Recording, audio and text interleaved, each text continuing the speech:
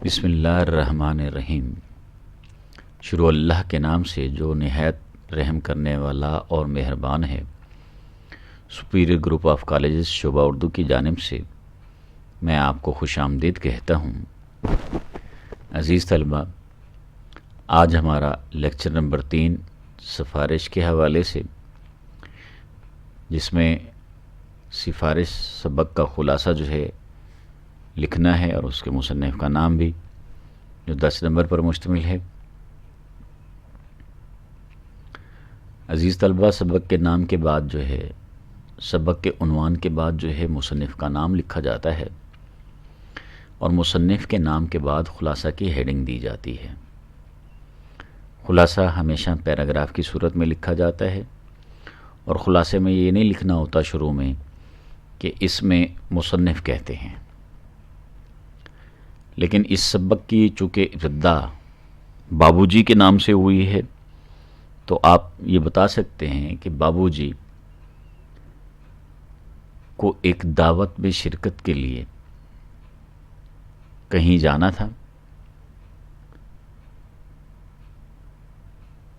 ٹانگے جتنے بھی تھے وہ سب لگے ہوئے تھے۔